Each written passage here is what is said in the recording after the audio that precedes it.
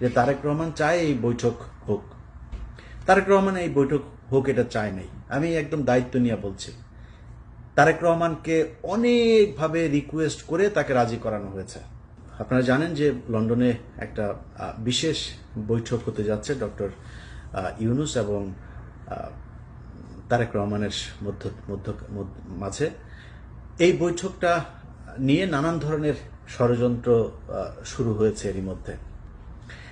এখানে সরকারের ভেতরে একটা পক্ষ আছে, যেই পক্ষটা দুই দিকে খেলার চেষ্টা করে। এর মধ্যে সবচাইতে বড় কালসাপ হচ্ছে আসিফ নজরুল এবং মনির হায়দার।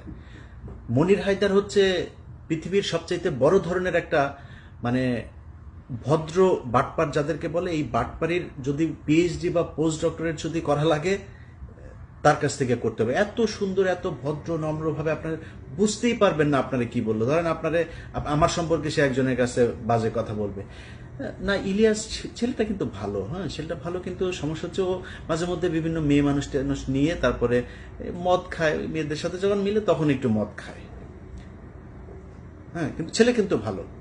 কখনো কারণ আমার কাছে যদি আমি যাকে পছন্দ করি না আমার কাছে জিজ্ঞেস করবেন, আমি ডাইরেক্ট বলে দিই, যা বলা তাকে বলে তারে দিয়ে হবে না। বিশাল গভীর জলের এক মাছ। এরা সব শেষ যখন কিনা সিটি কর্পোরেশনের এই যে গ্যাঞ্জাম হইল।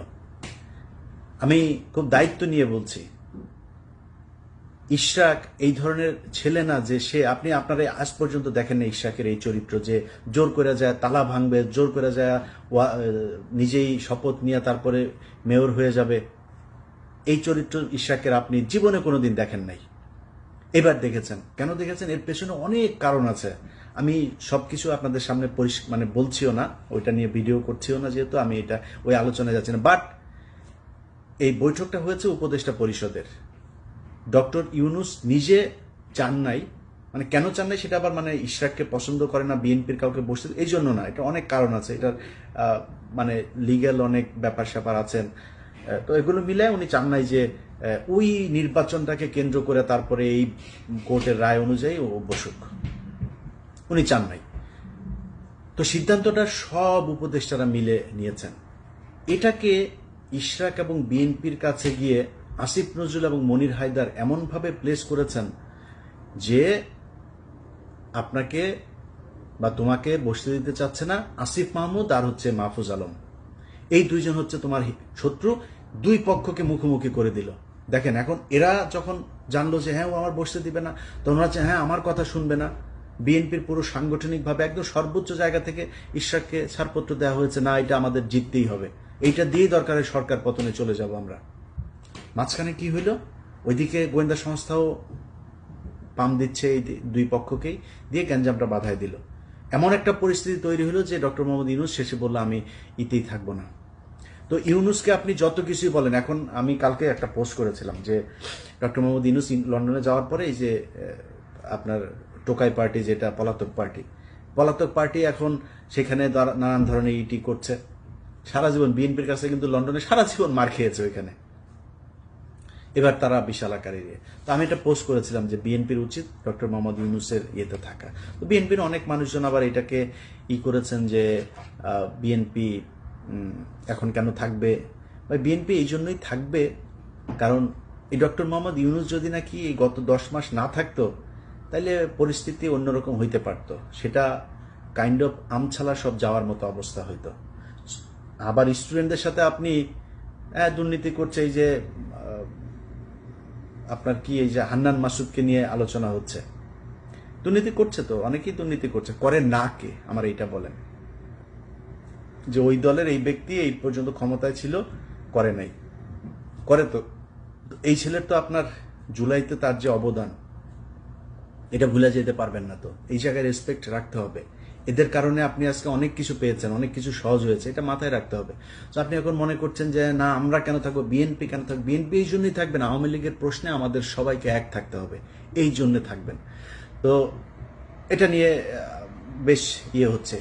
এই যে দুই পক্ষের ভেতরে দ্বন্দ্ব তৈরি করে দেওয়ার চেষ্টা, এটা এই ইশরাকের সময় থেকে শুরু করে এই এখনো হচ্ছে। এখন নতুন করে যেটা হচ্ছে সেটা হচ্ছে যে তারেক রহমানের এই যে বৈঠক, বিভিন্নভাবে বিভিন্ন জায়গায় বিভিন্ন জনকে ম্যানুয়ালি এগুলো পুশ করা হচ্ছে যে এটা তারেক রহমান চেয়েছে। দুই একটা মানে এই সোশ্যাল মিডিয়াতেও চলে এসছে যে তারেক রহমান চেয়েছে, গণমাধ্যমেও দুই এক জায়গায় দেওয়া হয়েছে এইভাবে যে তারেক রহমান চায় এই বৈঠক হোক। তারেক রহমান এই বৈঠক হোক এটা চায় নাই। আমি একদম দায়িত্ব নিয়ে বলছি, তারেক রহমানকে অনেকভাবে রিকোয়েস্ট করে তাকে রাজি করানো হয়েছে। স্থায়ী কমিটির সদস্যের বিভিন্ন জনের কাছ থেকে একাধিক উপদেষ্টা গিয়ে তারপর তারেক রহমানকে রাজি করানো হয়েছে। তারপরে তারেক রহমান রাজি হয়েছে। এখন তারেক রহমান রাজি হয়েছে, তারেক রহমান রাজি না হইলে খুব ভালো হইতো, তারেক রহমানকে আমি ভালো বলতাম। নো, তারেক রহমান যে রাজি হয়েছে এটাই ঠিক করেছে। এবং যারা প্রপোজাল দিয়েছে, উপদেষ্টারা হোক, ডক্টর ইউনূস হোক, যারা প্রপোজাল দিয়েছে ভাই ছোট হয়ে যায়নি তারা। আমি মনে করি যারা প্রপোজাল দিয়েছে তাদের পক্ষেই থাকা উচিত, সেই ভালো কাজ করেছে।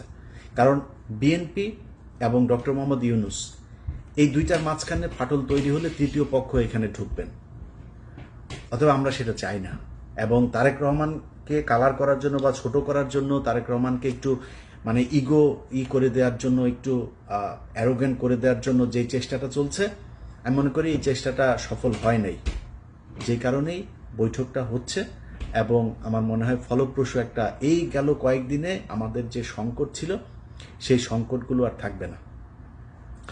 তো আমার দুই পক্ষের কাছে অনুরোধ থাকবে যে ভাই, কেউ যদি নাকি বৈঠকের জন্য অফার করে, আবার আর কেউ যদি সেটা অ্যাকসেপ্টও করে, কেউই ছোট হয়ে যায়নি। একটা দেশ চালাইতে গেলেই ডক্টর মোহাম্মদ ইউনূস এখন সরকার প্রধান, তার সাথে যারা নির্বাচন করতে চায় তাদের বৈঠক হওয়া অপমানের কিছু না, এটা হইতেই পারে। কিন্তু যারা করতে চাচ্ছে বিষয়গুলো, যে তারেক রহমান খুব অসহায়, তারেক রহমানের একদম মানে ইচ্ছা হচ্ছে যে এখন তারেক রহমান এই করতেই চায়, এরকম এটা বলে যারা তারেক রহমানকে ছোট করার চেষ্টা করছে বা বৈঠকটা বাতিল করার চেষ্টা করছে, আমার মনে হয় তাদের এই কুয়াশাটা হবে না, মানে সফল হবে না। এবং হয় নাই দেখি বৈঠকটা হইতে যাচ্ছে। আমরা বিশ্বাস করি এই বৈঠকে সামনে নির্বাচন নিয়েও দুই পক্ষের মধ্যেই একটা নমনীয় থাকবে, দুই পক্ষই ছাড় দেবে। এবং ডক্টর মোহাম্মদ ইউনূসেরও আমি মনে করি তিনি সম্মানিত একজন মানুষ, তিনারও অহেতুক নির্বাচনটা খুব বেশি পিছিয়ে নিয়ে যাওয়ার কোনো কারণ আছে বলে আমি মনে করি না। নির্বাচনটা হয়ে যাওয়া উচিত। এনসিপি যদি চায় যে নির্বাচন করবে, ডক্টর মোহাম্মদ ইউনূস যদি সেটার প্রধান হিসাবেও থাকতে চায়, নির্বাচন করুক। বাংলাদেশের মানুষ তাদেরকে যদি চায় তারা আসবে, বিএনপিকে চাইলে বিএনপি আসবে। সো আমার মনে হয় নির্বাচন আর এই সংস্কার, এই দুইটাকে সাংঘর্ষিক একটা জায়গায় না নিয়ে নির্বাচন নিয়ে একটা সংস্কার অলরেডি 10 মাস হয়েছে। আমার মনে হয় এর ভেতরে অনেকগুলো কাজ হয়েছে। এখন নতুন করে আরো যে কয়দিন সময় হাতে আছে, এই কয়দিন এটা আমার মনে হয় 1 মাসেই সম্ভব। 1 মাস হিউজ টাইম। 30 দিনে এই ধরনের সংলাপ করে একটা সুনির্দিষ্ট জায়গায় পৌঁছানো যায়।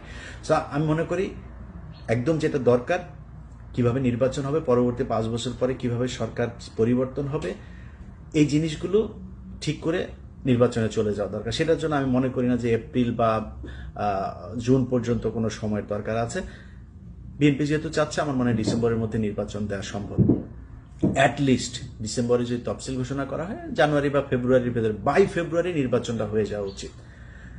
অতএব বিএনপি এবং ডক্টর মোহাম্মদ ইউনূস দুই পক্ষের কাছে অনুরোধ থাকবে, আপনাদের একটা সিদ্ধান্তের উপর বাংলাদেশের অনেক উন্নতি হতে পারে, ক্ষতিও হতে পারে। সো আপনারা সেই সিদ্ধান্তগুলো খুব সাবধানতার সাথে নেবেন বলে আমরা বাংলাদেশের মানুষ বিশ্বাস করি। সবাই ভালো থাকবেন। আল্লাহ হাফেজ।